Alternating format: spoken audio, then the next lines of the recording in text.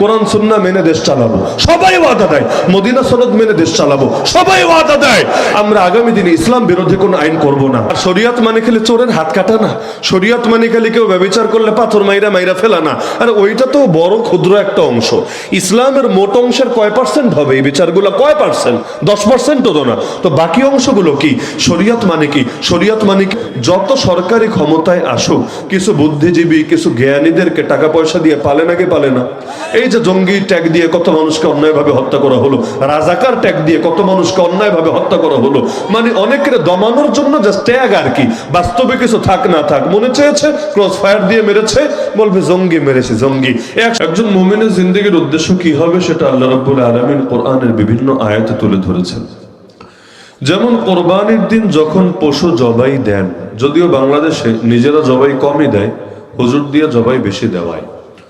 যদিও উত্তম হলো এটা, যারা জবাই করতে জানে সুন্নাহসম্মত তরিকায়, সুন্নাহসম্মত পদ্ধতিতে জবাই করা জটিল কোনো ব্যাপার না, চাইলে একদিনই শিখে ফেলা যায়। ইসলামের মাসালা এটাই, তাদের জন্য জবাইটা নিজে করাই উত্তম, কারণ নিজে কষ্ট করে পয়সা দিয়ে কিনে।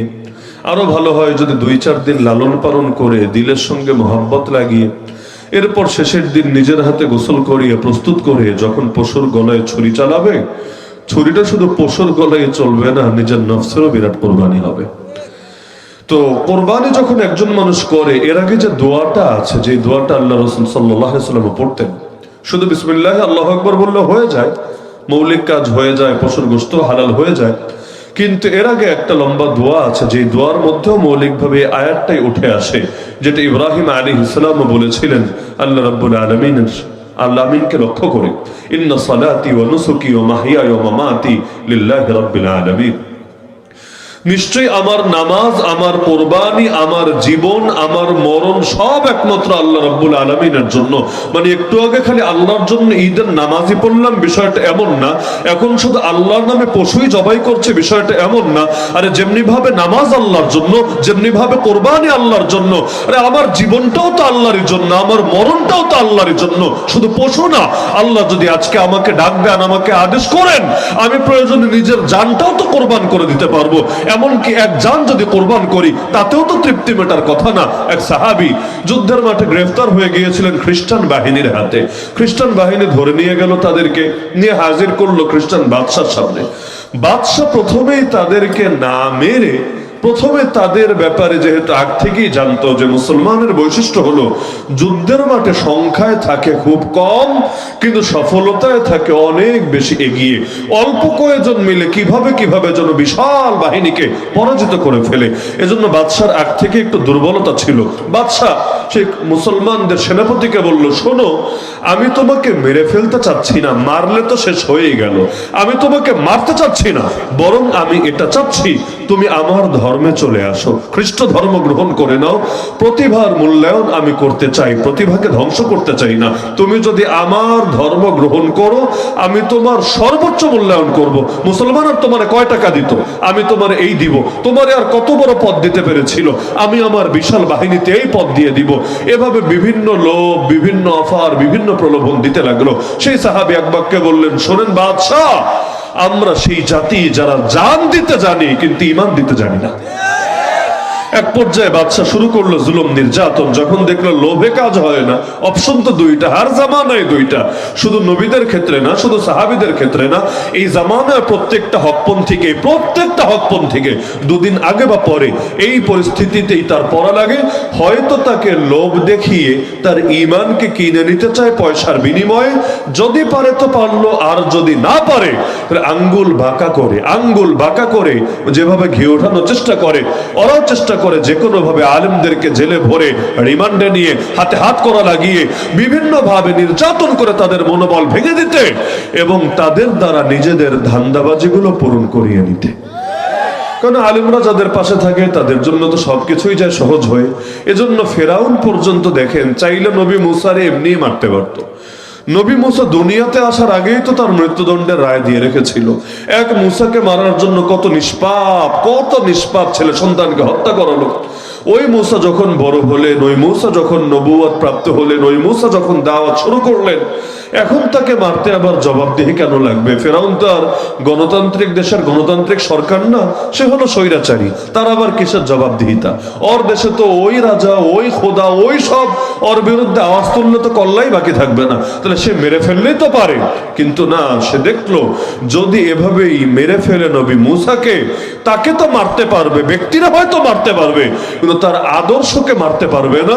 বরঞ্চ মানুষ আরো বেশি তার ব্যাপারে ঝুঁকে পড়বে। তারা যখন দেখবে একটা মানুষকে মেরে ফেললো জুলুমবশত, তারা চিন্তা করবে কি ছিল তার মাঝে, কেন চ্যালেঞ্জ মনে করলো বাদশাহ নিজে। তার মানে তার আদর্শের মধ্যে অবশ্যই ভালো কিছু আছে।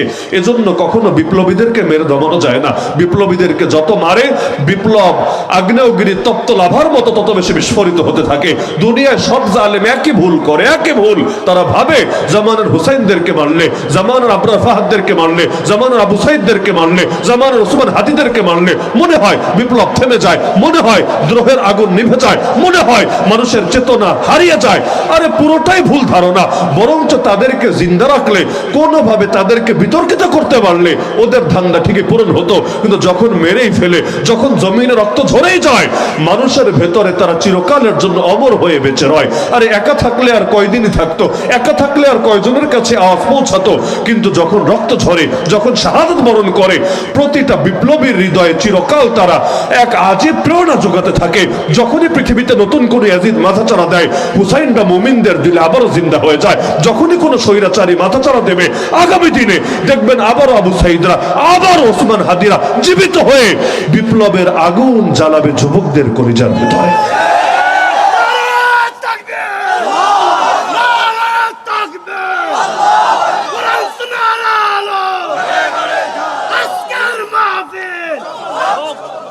এজন্য ফেরাউনও ডাইরেক্ট মারলো না, বরঞ্চ সে চাইলো আগে নবী মুসাকে বিতর্কিত করতে হবে, সমালোচিত বানাতে হবে, মানুষের আস্থা নষ্ট করতে হবে।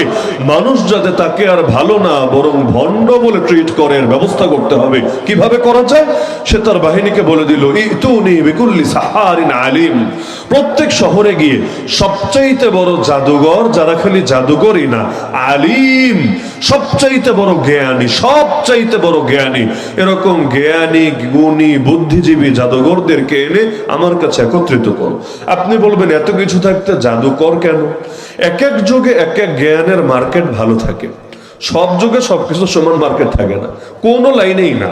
ট্রেন্ড এটা ডিফারেন্ট হতে থাকে। এই সময়ে যেটা সবচাইতে বেশি ট্রেন্ডিং এ, দুদিন পর দেখবেন এটার প্রতি কারো ঝোঁকি নাই। আবার যেমন ধরেন করোনার সময় মানুষ প্রচুর বইপত্র পড়তো, ঘরে বসে ছিল, কি আর করবে। বইপত্র বিক্রি ওই সময় ভালোই বেড়ে গিয়েছিল। করোনার আগে চলতো, করোনার সময়ও চলতো, কিন্তু করোনা শেষে এখন বইপত্র তেমন চলে না। প্রকাশকদের সাথে দেখা হলে তারা আফসোস করে যে হুজুর, বাংলাদেশের প্রকাশনী সেক্টর, বিশেষ করে ধর্মীয় অঙ্গনের প্রকাশনী সেক্টর মনে হয় ধীরে ধীরে মাঠে বসবে। কেন? এখন আর মানুষের কন্টেন্ট দেখে, ভিডিও কন্টেন্টের বাজার রমরমা, এটা এখন ট্রেন্ডে আছে, কিন্তু বই পড়ার রুচি নাই। বই পড়বে কষ্ট হবে, এখন অডিও বুক পাচ্ছে, ভিডিও পাচ্ছে, কত কিছু পাচ্ছে। একটা বই পড়তে যা লাগে অনেক সময় 1 ঘন্টা, এর চাইতে বেশি কথা শোনা যায়। তো দেখা যায় এটা পরিবর্তন হচ্ছে। এক সময় বাংলাদেশে সুর ছাড়া তো ওয়াজই হতো না। আমরাই তো আমাদের ছোটবেলায় এটা পেয়েছি। ওয়াজ মানেই হলো সুরের বন্যা, ওয়াজ মানে হলো কেচ্ছা কাহিনী, ওয়াজ মানে হলো গাল গল্প। হ্যাঁ, তখন যে সব ওয়াজই এমন হতো বিষয়টা এমন না, তবে 100-র মধ্যে অন্তত 95টা এমনই ছিল, এর বাইরে কিছু কল্পনাই করা যেত না। অথচ এখন পুরো বাংলাদেশে সবচাইতে শীর্ষ আলোচকদের যদি তালিকা করা হয়, মনে করেন 10 জন 20 জনের নামও যদি তালিকা করেন, এর মধ্যে সুরেলা কয়জন থাকবে আর সুর ছাড়া কয়জন থাকবে? আমার তো মনে হয় উল্টা সংখ্যাটাই বেশি হবে। মানুষ এর ভেতর এখন জাগরণ ছড়িয়ে পড়েছে। যুবকদের ভেতর এক বিদ্রোহের আগুন, এক বিপ্লবের আগুন দাউ দাউ করে জ্বলে। তারা এখন ওই আজিব আজিব কেচ্ছা কাহিনীর প্রতি আকৃষ্ট কম, বরং দালিলিক আলোচনা, জ্ঞানগর্ভ আলোচনা, নিজেদের যুক্তির খোরাক, নিজেদের বুদ্ধির খোরাক এবং আগামী দিনের বিপ্লবী চেতনার খোরাক, এগুলোর দিকে কিন্তু বেশি ঝুঁকে পড়ছে। তো এক এক সময় যুগ চাহিদা এক এক রকম হয়। তো এখন যেমন বিজ্ঞানের মার্কেট বেশ উপরে আছে, ভালো বিজ্ঞানীদের অনেক দাম, যারা বিভিন্ন ভাষা জানে তাদের অনেক দাম। ফেরাউনের জামানায় জাদুবিদ্যা যারা জানতো তাদের ছিল বড় দাম। ওই যে বললাম, সব জামানায় সব জ্ঞানের কদর থাকে না। একসময় ফিলোসফির কদর ছিল। ফিলোসফি বুঝেন? দর্শন শাস্ত্র, গ্রিক ফিলোসফি, ইসলামী ফিলোসফি, এগুলোর ব্যাপক রমরমা অবস্থা ছিল।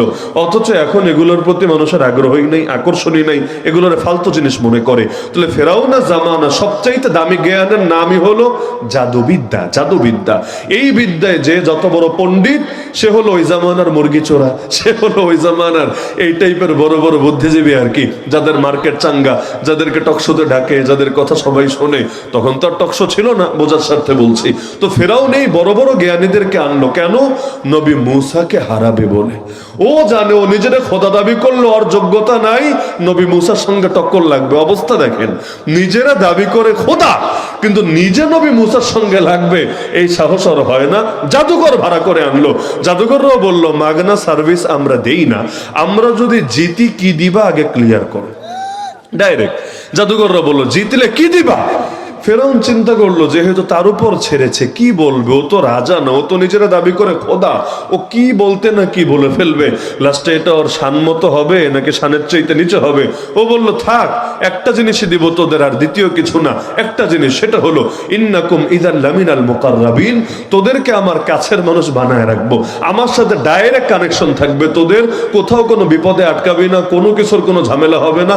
যখন যে সমস্যায় পড়বি আমি আছি, আমার একদম কাছের মানুষ, ভিভিআইপি হিতে তোর অন্তর্ভুক্ত হয়ে থাকবি।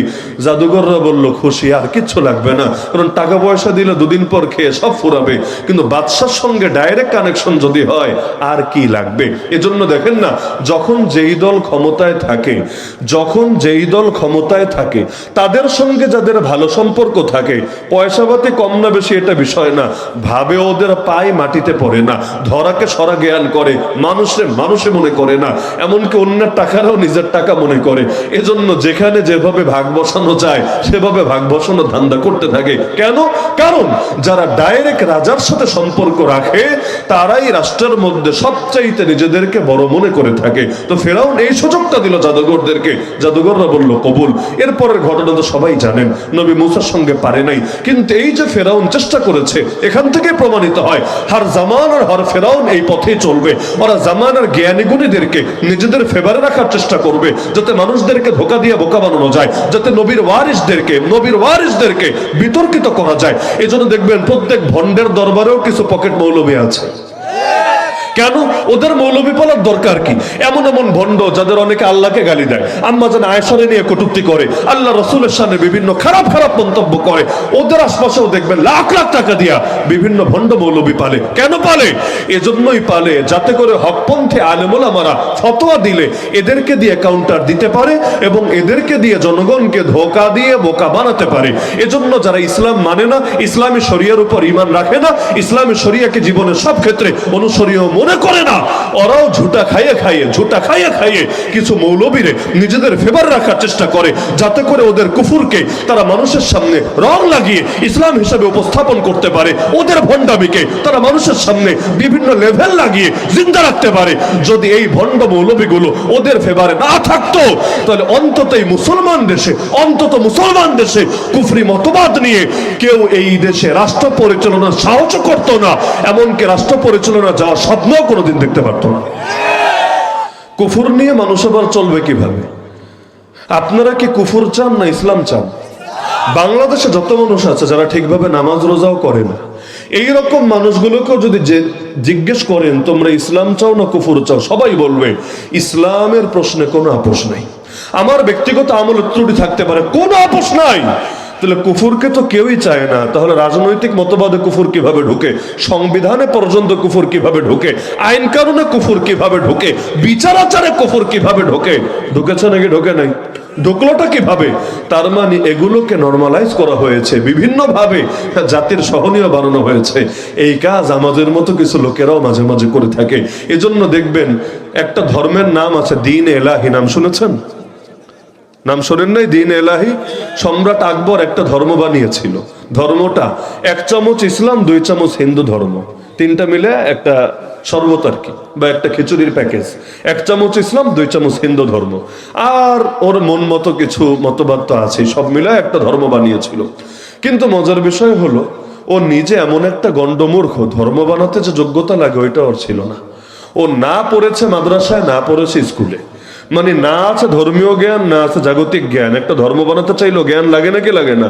এটা পেরেছিল কিভাবে? কারণ ওর দরবারে 2টা মৌলবী ছিল, একটার নাম আবুল ফজল আর একটার নাম ফয়েজি। তাদের সাহায্য নিয়ে সে এটা বানিয়ে জনগণের উপর চাপিয়ে দিতে পেরেছিল। গোলাম আহমদ কাদিয়ানির নাম শুনেছেন? কাদিয়ানির নাম তো সবাই শুনেছেন, কিন্তু কাদিয়ানি ওর নিজেরও এত বেশি জ্ঞান ছিল না যে আলাদা একটা বিশাল মতবাদ বানাবে, হাজার হাজার বইপত্র লিখে ফেলবে, এমনকি সব কিছু তার একার জ্ঞানের ঠেলায় করবে না।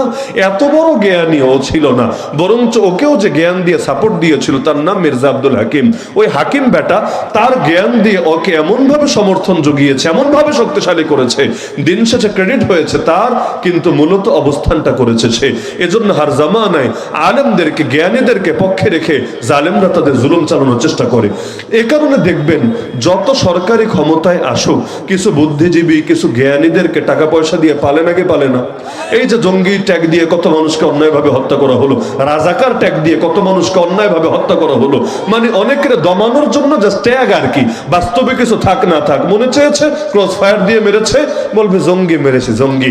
এক শব্দ শুনলেই পাবলিক আর কোনো রাগ দেখাবে না। এটা সম্ভব হয়েছিল কিভাবে? সম্ভব হয়েছে কারণ কিছু জ্ঞানী, কিছু মিডিয়া কর্মী, কিছু বুদ্ধিজীবী দীর্ঘদিন ধরে ধরে মানুষের ব্রেইন ওয়াশ করেছে, তাদেরকে বুঝিয়েছে দাড়ি টুপি মানেই জঙ্গি, তাদেরকে বুঝিয়েছে রাজাকার মানেই হলো মায়ের গায়ের মধ্যে একটা সুন্নতি জামা থাকবে আর মুখের মধ্যে দাড়ি থাকবে আর ইসলামী একটা ভাইব থাকবে, বাস এই রূপে যারা থাকবে ওরাই রাজাকার। দাড়ি ছাড়া কোনো রাজাকার নাই, প্যান্ট শার্ট পরা কোনো রাজাকার নাই। রাজাকার মানেই হলো ইসলামের লেবাস থাকা রাজাকার, এবং জঙ্গি মানেই হলো ওই হুজুর টাইপের, এবং মাথায় পাগড়ি আছে, মুখের মধ্যে দাড়ি আছে, গায়ের মধ্যে জামা আছে, জিহাদের কথা মুখে বলছে, বাস এরাই জঙ্গি। এই টাইপের একটা জিনিস মানুষকে বুঝিয়েছে নাকি বোঝায় নাই? ওরা বুঝিয়েছে বলেই সরকারের জুলুম সহজ হয়েছে। এই মিডিয়াগুলো যদি ফাইজলামি না করতো, এই বুদ্ধিজীবীরা যদি ফাইজলামি না করতো, সরকার জীবনেও জুলুম করার সুযোগ পেত না। ওরা রাস্তা খুলে দেয় আর ওরা হলো বাকি কাজটা গিয়ে সারে। মূল কাজ করে এরা, মূল কাজ করে এরা। এজন্যই দুঃখের বিষয় কি জানেন? রাজনৈতিক জালেমদেরকে তো দেশ ছাড়া করা যায়, কিন্তু তাদের জুলুমকে যারা দীর্ঘকাল বৈধতা দিয়ে এসেছে, যারা মানুষের মগজ ধোলাই করেছে, যারা জুলুমের পক্ষে দালালি করেছে, ওদেরকে সহজে খুঁজেও বের করা যায় না, সহজে দেশ ছাড়াও করা যায় না। এগুলো মুহূর্তে মুহূর্তে মুখোশ পাল্টাইয়া সারাটা বছর দেশের মধ্যে গন্ডগোল লাগায়। এখনো পর্যন্ত ওরা আছে নাকি নাই? আছে নাকি নাই? অতীতে যেমন ওরা কারো পক্ষে দালালি করেছে, আগামী দিনেও দেখবেন বিভিন্ন বাহিরের শক্তির পক্ষে দালালি করবে। যতকাল পর্যন্ত এরা থাকবে ইসলাম আর মুসলমানদের বিরুদ্ধে ষড়যন্ত্র আর চক্রান্ত করতেই থাকবে, করতেই থাকবে, করতেই থাকবে। এজন্য সাপের মাথা যতদিন আঘাতপ্রাপ্ত না হয়, লেজ আর পেট এগুলো যতই আঘাতপ্রাপ্ত হোক, লাভের লাভ কিছুই হয় না। তো বলছিলাম হার জামানায় চেষ্টা করে ওরা কাটা দিয়ে কাটা তুলতে, একজনকে দিয়ে আরেকজনকে দমানোর চেষ্টা করতে। তা আল্লাহ তাআলা নবী ইব্রাহিম আলাইহিস সালাম প্রসঙ্গে জানায় দিচ্ছেন যে ইব্রাহিম আলাইহিস সালাম বলেছিলেন, আমার নামাজ আল্লাহর জন্য, আমার কোরবানি আল্লাহর জন্য, খালি তা না, আমার জীবন আল্লাহর জন্য, আমার মরণ আল্লাহর জন্য। মুসলমান আল্লাহর জন্য মরলেও মরে হাসি মুখে, মুসলমান বাঁচলেও যতদিন বাঁচে আল্লাহর জন্যই কাজ করতে পারাকে নিজের জন্য গর্বের বিষয় মনে করে। মনে আছে তো ওই সাহাবীর কথা, খ্রিস্টানদের হাতে যিনি গ্রেফতার হলেন, তো প্রথমে লোভ দেখালো, কাজ হলো না, এরপর জুলুম করলো, তাতেও কাজ হলো না। এক পর্যায়ে বাদশা বলল, থাক এগুলোর দিয়ে আর হবে না, এগুলোরে মেরে ফেলো। কিভাবে মারা যায়? বাদশা তার জল্লাদদেরকে বলল, আগুন জ্বালাও, আগুনের উপরে ড্যাগ চড়াও, ড্যাগের উপরে তেল ঢালো, সেই তেলগুলো টকবক করে ফুটাতে থাকো। যখন তেলগুলো টকবক করে ফুটতে শুরু করলো, বাদশা বলল, এবার সেনাপতিকে পরে অন্য যে সৈনিকরা আছে তাদেরকে একজন একজন করে নিয়ে সেই টকবক করতে থাকা তেলের মধ্যে নিক্ষেপ করো। তাহলে ড্যাগের মধ্যে তেল টকবক করে ফুটছে, এর ভেতর যদি একজন জিন্দা মানুষকে ছাড়া হয়, দৃশ্য কতটা ভয়ঙ্কর হবে চিন্তা করেন। চিৎকার এবং আর্তনাদ কতটা ভয়ঙ্কর, কতটা গগন বিদারী হবে চিন্তা করেন। এভাবে সেই সেনাপতি সাহাবীর সামনে তার দুইজন মর্দে মুজাহিদ সাথীকে একের পর এক সেই ড্যাগের মধ্যে ছাড়া হলো। চোখের সামনে তারা সেখানে শাহাদাত বরণ করলো। এবার তার পালা, তাকে ধীরে ধীরে নিয়ে যাওয়া হলো। যখন ড্যাগের সামনে তিনি গেলেন, বাদশাহ হঠাৎ খেয়াল করলো সেই সেনাপতি সাহাবীর চোখ বেয়ে বেয়ে পানি গড়িয়ে পড়ছে, মানে কাঁদছেন তিনি, চোখ বেয়ে বেয়ে অশ্রু গড়িয়ে পড়ছে। বাদশাহ অবাক, একটু অবাকই হলো, কারণ এত মাইটের দিয়েও তারা কোনোভাবে গলাতে পারলো না, এত লোভ দেখিয়েও তারা কোনোভাবে নিজের ফেভারে আনতে পারলো না। আর এখন এভাবে হঠাৎ কান্নাকাটি করার কি কারণ? তো বাদশাহ তাকে বলেই ফেললো, আরে শোন, কান্নাকাটি করিস না, কান্নার কোনো দরকার নেই, এখনো সময় আছে। তুই যদি এখনো খ্রিস্টান হয়ে যাস, মুহাম্মাদের ধর্ম ত্যাগ করে আমাদের ধর্মে চলে আসিস, আমি তোকে আগে যা যা অফার দিয়েছি সব পাবি। আমি তোকে ঠকাতে চাই না, আমি তোকে মারতেও চাই না, কারণ প্রতিভার মূল্যায়ন আমি বুঝি, আমি অবমূল্যায়ন করতে চাই না। সুতরাং এখনো সময় আছে, খ্রিস্টান হয়ে যা, ইসলাম ত্যাগ করে ফেল। সেই সাহাবী এবার আর চুপ থাকতে পারলেন না, উত্তেজিত হয়ে গেলেন, ইমানের বলে বলিয়ান হয়ে বললেন, আরে জালেম, তুই ভেবেছিসটা কি? তুই কি ভেবেছিস আমি মৃত্যুর ভয়ে কাঁদছি? আল্লাহর কসম করে বলি, মুসলমান মৃত্যুর ভয়ে কাঁদে না, কাঁদতে পারে না। আমি তো শুধুমাত্র এজন্য কাঁদছি, একটা মাত্র প্রাণ, একটা মাত্র জান আল্লাহর পথে উৎসর্গ করছি। এত সামান্য পুঁজি নিয়ে হাসরের ময়দানে দাঁড়াবো কোন মুখে? আল্লাহ কি আমার অতীতের সমস্ত পাপ মাফ করবে? আল্লাহ কি আমার জীবনের সমস্ত গুনাহ ক্ষমা করবে? আরে এত কম পুঁজি নিয়ে কিভাবে দাঁড়াবো রব্বুল আলামিনের সামনে? হ্যাঁ, আমার যদি আরো কয়েকটা প্রাণ থাকতো, অন্তত আমার গায়ে যেই পরিমাণ পশম আছে এই পরিমাণ জীবন যদি আমার থাকতো, আর প্রত্যেকটা জীবন আল্লাহর পথে, আল্লাহর পথে আমি কোরবান করতে পারতাম, উৎসর্গ করতে পারতাম, তাহলে না কিয়ামতের দিন বড়সড় পুঁজি নিয়ে দাঁড়াতে পারতাম। আমার তো বড় ভয় হচ্ছে, এত সামান্য পুঁজি নিয়ে দাঁড়াবো কোন মুখে? এটা বলে আবারও কান্না শুরু করলেন। বাদশা বুঝলো, আরে যেই জাতি মৃত্যুর ভয়কে খালি জয় করেছে তা না, যেই জাতি মৃত্যুকে উপভোগ করতে শিখেছে, এক জীবন দিয়েও যাদের তৃপ্তি মেটে না, বারবার জীবন দেওয়ার স্বপ্ন যারা দেখে, এদেরকে মেরে থামানো যাবে না, এদেরকে হত্যা করে দমানো যাবে না। বাদশা এবার তার জল্লাদদেরকে বলল, থাক, এরে মাইরো না, মেরে মেরে এদের কিচ্ছু করা যাবে না, ওরে ছেড়ে দাও। কারণ ওর যে ঈমান আমি দেখেছি, ওর যে ভক্তি শ্রদ্ধা আমি দেখেছি রবের উপর, এটাতে কিছুতেই পৃথিবীর কোনো কিছু দিয়ে টলানো সম্ভব না। যার কারণে মেরে লাভ নাই, ছেড়ে দাও। আমিও তার সামনে নিজেকে অসহায় মনে করছি। ইমানের পাওয়ার দেখেন। আরে মুসলমান তো মুসলমান, মানুষ তো মানুষ। এক সাহাবী বলেন, একদিন আল্লাহ নবী সাল্লাল্লাহু আলাইহি ওয়াসাল্লাম নিজ হাতে কোরবানি দিচ্ছিলেন, উট কোরবানি। উট তো জবাই করে না, নহর করে, দাঁড়ানো থাকে, ওই একটা ছুরি নিয়ে গলার মাঝখানে একটা আঘাত করে, ধীরে ধীরে রক্ত বেরিয়ে নিস্তেজ হয়ে যায়। তো উট, অনেকগুলো উট সিরিয়ালে বাঁধা, নবীজি সবগুলো নিজ হাতে কোরবানি করবেন। যখন উটগুলো আনার পর্ব শুরু হলো, একটা উট খোলা হলো, সেই সাহাবী বলেন, আমি অবাক হয়ে তাকিয়ে দেখলাম সবগুলো উট এমন ভাবে প্রতিযোগিতা শুরু করলো, কার আগে কে নবীর হাতে কোরবানি হবে, কার আগে কে ছুটে আসবে, এটার জন্য রীতিমতো যেন প্রতিযোগিতা শুরু হলো। তারা এমন ভাবে ছুটতে শুরু করলো, রশি পর্যন্ত যেন আটকাতে পারছিল না। মনে হচ্ছিল রশির বাঁধন ছিঁড়ে কার আগে কে নবীর হাতে কোরবানি হবে, এজন্য ছুটে আসার জন্য পাগল পড়া হয়ে গিয়েছিল। তাহলে ভাবতে পারেন, উট সেও নবীর হাতে কোরবান হওয়ার, তার মরণটাও নবীর হাতে হবে, আল্লাহর নামে হবে, আল্লাহর জন্য হবে। এর জন্য কি পরিমাণ আগ্রহ তাদের ভেতরে। কোলের বাচ্চা নিয়ে পর্যন্ত হাজির এক নারী নবীজির কাছে, ইয়া রাসূলুল্লাহ, যুদ্ধে যাচ্ছেন, যান, আমার বাচ্চাটাকে অন্তত নিয়ে যান। নবীজি অবাক, আরে কি বলে এটা? এই কোলের বাচ্চা যুদ্ধে নিয়ে কি হবে? যুদ্ধ কি কোনো ছেলে খেলা? নবীজি অবাক। সেই নারী বলছে, ইয়া রাসূলুল্লাহ, সব জানি, সব বুঝি, আমার দুধের মানিক যুদ্ধের মাঠে কোনো কাজে আসবে না, এটা আমি না বুঝলে কে বুঝবে? সব বুঝি, কিন্তু কি করব বলেন? বড় যারা ছিল, প্রাপ্তবয়স্ক যারা ছিল, ওদেরকে তো আগেই পাঠিয়েছি, ওরা তো আর প্রাণ নিয়ে ফিরে নাই, কেউ ফিরে নাই। এখন আমার ঘরে প্রাপ্তবয়স্ক কোনো পুরুষ নাই, আর আমি তো নারী, আমি যদি যেতেও চাই আপনি অনুমতি দিবেন না, বাহিনীর সাথে আমাকে নেবেন না। কিন্তু দিল তো মানে না, মন তো সয় না। আরে আপনি যাবেন, আপনার সাহাবীরা যাবেন জিহাদের ময়দানে গিয়ে জান্নাতের বাজারে জান্নাতের সওদা করবেন রবের সাথে, আমিও ভাগী। আমার অশান্ত মনকে শান্ত করব কি বলে? যুদ্ধের মাঠে কখন জানি কি হয়ে যায়, কখন জানি আপনার উপর কোন আঘাত নেমে চলে আসে। ইয়া রাসূলুল্লাহ, যদি এমন কিছু ঘটে, চিরকাল তো ছটফট করে করে মরবো, আমি আমার মনকে সান্ত্বনা দিব কি বলে? সুতরাং ইয়া রাসূলুল্লাহ, যার যতটুকু সাধ্য সে তো তাই করবে, সাধ্যের বাইরে বোঝা তো আল্লাহ চাপিয়ে দেয় না। আমার যা ছিল আমি তাই এনে দিলাম আপনার কাছে, নিয়ে যান না আমার বাচ্চাটাকে। যদিও সে তীর চালাতে পারবে না, বর্শা চালাতে পারবে না, তলোয়ার চালাতে পারবে না, কিন্তু এতটুকু তো পারবে। কোন সাহাবীর কোলে দিয়ে রাখবেন আমার বাচ্চাকে। জালেম যখন আপনার বুকে তীর মারবে, আপনার বুকে বর্ষা মারবে, আপনার বুকে কোনো আঘাত চালাবে, তখন সেই সাহাবী ঢাল হিসাবে আমার বাচ্চাটাকে আপনার বুকের সামনে পেতে ধরবে। জালেমের তীর এসে, বর্ষা এসে আমার বাচ্চার বুকটাকে ফরফর করে দিয়ে যাবে, কিন্তু আমার সন্তানের প্রাণের বিনিময় হলো আপনার প্রাণ তো হেফাজতে থাকবে। কাল হাসরের ময়দানে আল্লাহর সামনে দাঁড়িয়ে গর্ব করে বলতে তো পারবো, আয় আল্লাহ, আমি শহীদের মা, আমার সন্তান তার জান কোরবান করেছে তোমার নবীর হেফাজতে।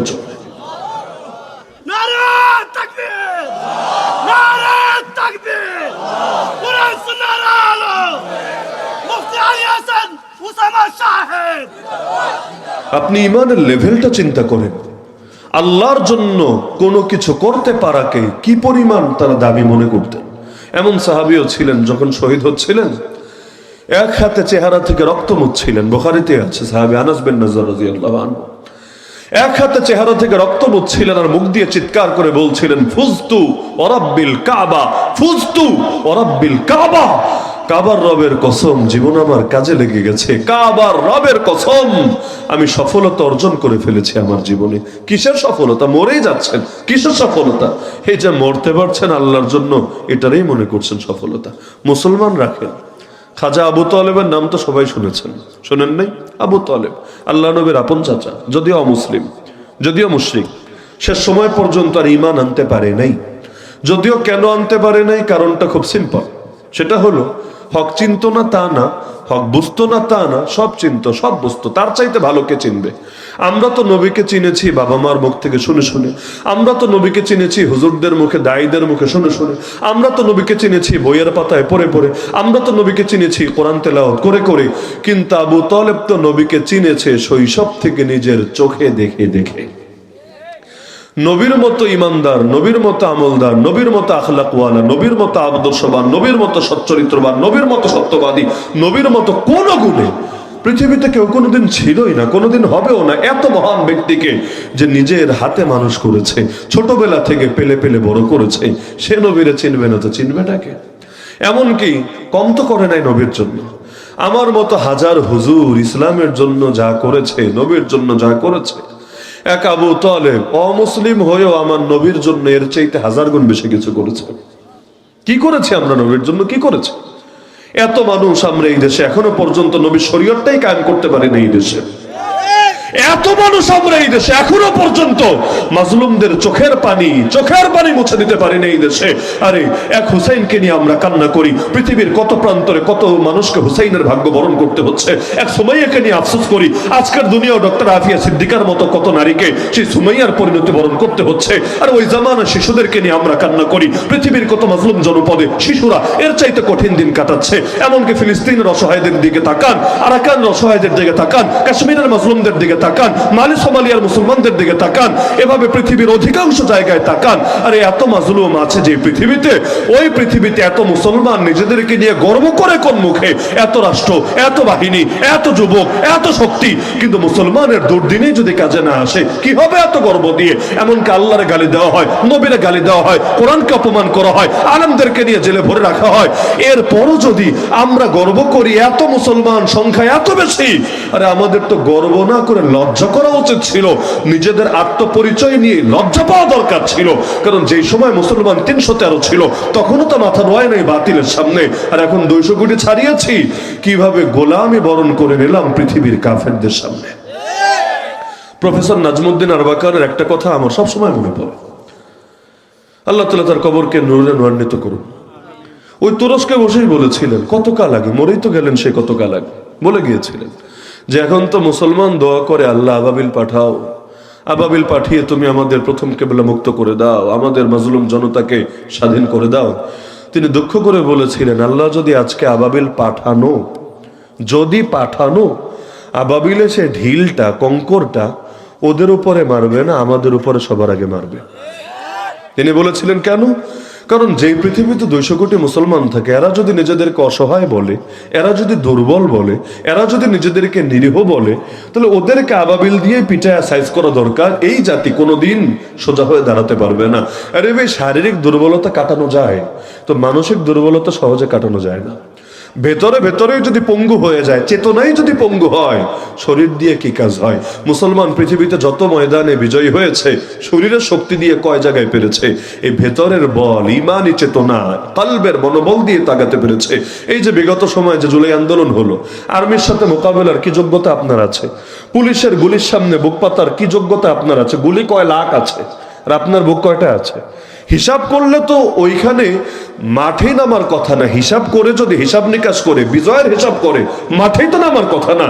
কারণ যাদের সামনে আলেম ওলামার জীবনও কিছু না, যাদের সামনে বয়স্ক মুরব্বীদের জীবনও কিছু না, যাদের সামনে ছোট বাচ্চার জীবনও কিছু না, আরে যারা স্বার্থের জন্য নিজের দলের লোকরাও মারতে পারে, তার সামনে বুক পেতে আপনি দাঁড়াবেন কিভাবে? কিন্তু এটা তখনই সম্ভব হয়েছে যখন চিন্তা করেছে কপালে যা আছে তা হবে, আমাকে শেষ পর্যন্ত আমার লড়াই চালিয়ে যেতে হবে, বাস আমার কাজ লড়াই করা, বিজয়ের মালিক একমাত্র আল্লাহ।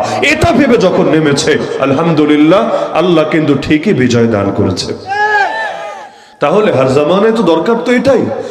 তো ভেতরের কাপুরুষতা যদি থাকে, এটা ছাড়ানো তো আসলেই বড় দায়। তো দুনিয়ার বুকে মুসলমান তো আসলে দুর্বল না, মুসলমান তো আসলে সংখ্যায় কমও না, সবই ঠিক আছে। এমনও মজার বিষয় কি জানেন? এই যে দুনিয়ার বুকে যে খেলাফত নাই, আছে নাকি? খেলাফত যে নাই, এই যে খেলাফত নাই, এর সবচাইতে বড় বাধাও কিন্তু আমরা মুসলমানরা। কেন্দ্রীয় একজনকে নিজেদের নেতা মেনে নিবে, ব্যাস, আর কিছু না। কিন্তু এমন একজনকে নেতা মানবে যিনি তাদের সকলের অভিভাবক হবেন, সকলের মধ্যে শরিয়ত জীবিত রাখবেন, সকলের মধ্যে ইনসাফ প্রতিষ্ঠা করবেন, যখন যেখানে প্রয়োজন তাকে সাহায্যের হাত বাড়িয়ে দিবেন। এটাই তো। তাহলে দুনিয়াতে অন্তত মুসলমানদের 57টা দেশ আছে নাকি নাই? প্রতিটা দেশে সরকার বাহিনী আছে নাকি নাই? এই এরাও যদি সকলে ঐক্যবদ্ধ হতো যে আমরা সকলে 2টা পয়েন্টে একমত। 1 নম্বর, আমরা মুসলিম দেশ, আমাদের শাসন চলবে আল্লাহর আদর্শ দিয়ে, নবীর আদর্শ দিয়ে, ইউরোপ আমেরিকার আদর্শ দিয়ে না, কাফের মুশরিকদের আদর্শ দিয়ে না। 2 নম্বরে, আমরা যেহেতু ছড়ানো ছিটানো, যে কোনো সময় আমাদের স্বাধীনতার উপর, সার্বভৌমত্বের উপর আঘাত আসতে পারে। সব জায়গায় কিছু দুশমন উৎপেতে আছে, আমাদের পাশেও যেমন একটা আছে, পৃথিবীর বহু অঞ্চলে এরকম বহুটা আছে। তা আমরা আলাদা আলাদা ভাবে দুর্বল, সবাই দুর্বল, কিন্তু সবাই যদি এক হয়ে যায়, সবাই যদি এক হয়ে যায়, তখন কিন্তু আমরা দুর্বল না, তখন আমরা অনেক সবল। দুনিয়াতে ইসরায়েল ইহুদি আছে 1 কোটি, দুনিয়ায় মুসলমান আছে 200 কোটি। 1 কোটি বেশি না 200 কোটি বেশি? 200 কোটি যদি 1 কোটির বিরুদ্ধে নামে, 1 কোটি কয়দিন মোকাবেলা করতে পারবে বলেন আমাকে? কিন্তু 200 কোটিতে এক হতেই পারে না। এই কারণে তো যদি চিন্তা করে, ওই ইউরোপ যেভাবে এক আছে, ন্যাটো আছে না, ন্যাটো সবাই মিলে বাহিনী বানায় নিছে, সবাই মিলে, যে আমাদের যখন যার লাগবে ওরা সবার জন্য কাজ করবে। তো মুসলমান যদি সবাই মিলে এরকম কেন্দ্রীয় একজনকে নেতা মেনে নিত, সবাই মিলে একটা বাহিনী বানায় নিত, পৃথিবীতে খেলাফত কায়েম করতে আর কি লাগতো? আর কি লাগতো? কিচ্ছু না। এমনকি ইসরায়েল চিন্তা করতো, ইন্ডিয়া চিন্তা করতো, সমস্ত অপশক্তি চিন্তা করতো, আরে কোনো একটা মুসলিম কান্ট্রির দিকে যদি খালি হাত বাড়াই, সবাই মিলে ধরে হাত ভেঙে দিবে। যদি জবান বাড়াই, জিহ্বা টেনে ছিঁড়ে ফেলবে। যদি তাদের নবীরা নিয়ে কোনো ক্রিটিসাইজ করি, জানেই মেরে ফেলবে। যদি মা বোনের ইজ্জত নিয়ে ছিনিমিনি খেলি, পৃথিবী ছাড়া করে ছাড়বে। যদি কোনো মসজিদ ভাঙতে চাই, আমাদেরকে ভেঙে চূর্ণ বিচূর্ণ করে দিবে। এরকম যদি তারা বুঝতে পারতো, কোনোদিন আর কোন মুসলিম দেশের দিকে চোখ বাঁকা করে তাকানো সাহস করতো। আমাদের খেলাফত কায়েমে বাধা আমরা, আমাদের শরীয়ত কায়েমে বাধা আমরা। বাংলাদেশে যেই পরিমাণ মুসলমান আছে, এই দেশে শরীয়তের শাসন হতে বাধা কোথায় বুঝান আমাকে? নির্বাচন আসলে তো সবাই আল্লাহর ওলি, নির্বাচন আসলে তো সবাই হাসান বসরি, সবাই তো ওয়াদা দেয় কোরআন সুন্নাহ মেনে দেশ চালাবো, সবাই ওয়াদা দেয় মদিনা সনদ মেনে দেশ চালাবো, সবাই ওয়াদা দেয় আমরা আগামী দিনে ইসলাম বিরোধী কোন আইন করব না। বলে নাকি বলে না? আরে বলে নাকি বলে না? যদি সবাই এত আল্লাহ প্রেমিক হয়, নবী প্রেমিক হয়, কোরআন প্রেমিক হয়, ইসলাম প্রেমিক হয়, তাহলে শরীয়তের শাসন কেন কায়েম হয় না? আরে শরীয়তের শাসন বাদ দেন, স্বাধীনতার 55 বছর এসেও এখনো স্লোগান দিতে হয় নবীর পরে নবী নাই, সংসদে আইন চাই। এখনো চাইতে হবে? আর কতকাল চাইতে হবে? আর কতকাল? 55 বছরে চলে আসলাম, আর কতকাল?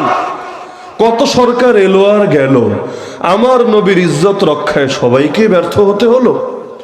এত সফলতা, এত ক্রেডিট, এত কৃতিত্ব, এই করেছি সেই করেছি। আরে রাখো, দুনিয়ার কি করেছে পরে বলো, আগে এটা বল আমার নবীর ইজ্জত রক্ষায়, আমার নবীর খাতমে নবুয়ত রক্ষায় এই ভণ্ড কাদিয়ানীদের দমনে কি অবদান রেখেছো পারলে বলো। কে বলতে পারবে? কে বলতে পারবে? তো অথচ নির্বাচন আসলে মনে হবে এক একটা হাসান বসরে দুনিয়া নেমে এসেছে। এমনকি ওয়াদাটাও দিতে রাজি না। এখনো তো দেশে রাজনৈতিক কোনো সরকার নাই, আছে? আছে? আপনি কি ওয়াদা নেন, রে ভাই তোমারে ভোট দিব, একদম আমার ভোট, আমার ফ্যামিলির ভোট, আমার বংশের ভোট, সব ভোট দিব, কিন্তু শর্ত হলো তুমি আমাকে লিখিত ওয়াদা দাও, তুমি ক্ষমতায় গিয়ে বা পার্লামেন্টে গিয়ে তুমি খাতমে নবুয়তের পক্ষে, আমার নবীর ইজ্জতের পক্ষে কথা বলবা এবং কাদিয়ানীদেরকে অমুসলিম ঘোষণা করার জন্য যে লড়াই করা লাগবে সেই লড়াই করবা, লিখিত দাও। দেখবেন মুখ দেওয়ার কথাই আসে না, বিশ্বাস হয় না। তখন বলবে না না এটা আসলে আইনের ভাষা না, না এটা করতে গেলে আমেরিকা একটু কষ্ট পাবে, ব্রিটেন একটু মন খারাপ করবে, জাতিসংঘ একটু খেপে যেতে পারে, তখন যদি আমাদের থেকে সাপোর্ট উঠায় নেয় লাস্টে ঝামেলা হবে। এই ভণ্ডামিগুলো করে নাকি করে না? আজীব এক অবস্থায় এত মুসলমান যেই দেশে থাকে ওই দেশে হুজুরদের এখনো গলা ফাটানো লাগে যে শরীয়তের আইন, শরীয়তের আইন। আরে শরীয়তের আইন মানে কার আইন? শরীয়তের আইন মানে কার আইন?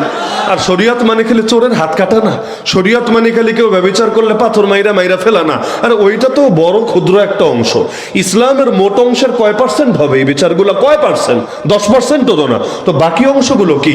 শরীয়ত মানে কি? শরীয়ত মানে কি চুরি বন্ধ করা না, শরীয়ত মানে কি দুর্নীতি বন্ধ করা না, শরীয়ত মানে কি জুলুম দূর করা না, শরীয়ত মানে কি ঘুষের বিরুদ্ধে ব্যবস্থা নেওয়া না, শরীয়ত মানে কি বৈষম্য দূর করা না, শরীয়ত মানে কি গরিবের হক আর কেউ যাতে মারতে না পারে এই ব্যবস্থা করা না। শরীয়ত মানে এই যে দেশের মধ্যে যত অন্যায়, যত দুর্নীতি ছড়িয়ে গিয়েছে রন্ধে রন্ধে, এগুলো রোধ করা না। শরীয়ত মানে দেশে চাঁদাবাজি বন্ধ করা না, সন্ত্রাস ডাকাতি বন্ধ করা না, সবই তো শরীয়ত। তাহলে এগুলো কায়েম করতে বাধা কোথায়? কায়েম করতে বাধা কোথায়?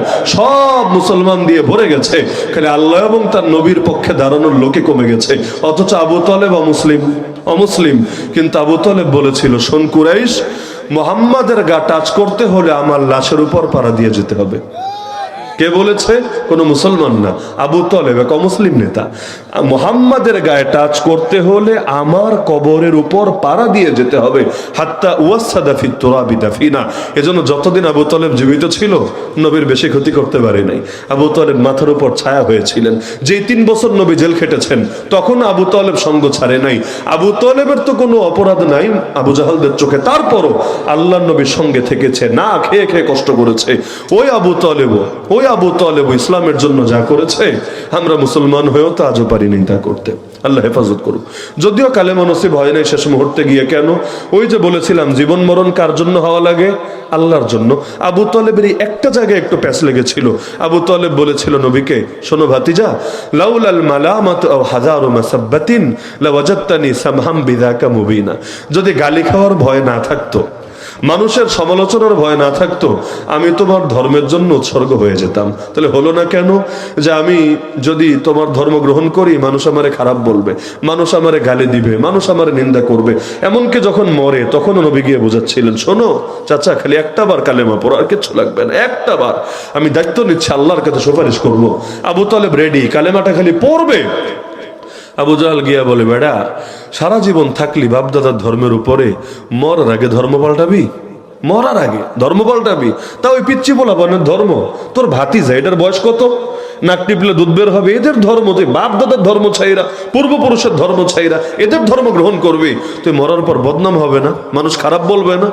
এই যে কান পরা যখন দিল, উস্কানি দিল, আবু তালেব বলল, থাক আমি আর কালেমা পড়লাম না, আমি জাহান্নামকেই প্রাধান্য দিলাম, কিন্তু আমি লজ্জিত হতে পারবো না। নাউযুবিল্লাহি মিন যালিক। এই পাছে লোকে কি না বলে এই এক চিন্তা করে শেষ মুহূর্তেও পারেন এই কালেমা পড়তে। আল্লাহ হেফাজত করুন। সুতরাং হযরত যেহেতু চলে এসেছেন, আলোচনা আর আমি দীর্ঘ করছি না। মূল বার্তাটা আমি বলেছিলাম যে জীবনটা একটা উদ্দেশ্যকে সামনে রেখে হওয়া দরকার। সে উদ্দেশ্য হবে আমাদের বেঁচে থাকা কার জন্য, আমাদের মরে যাওয়া কার জন্য?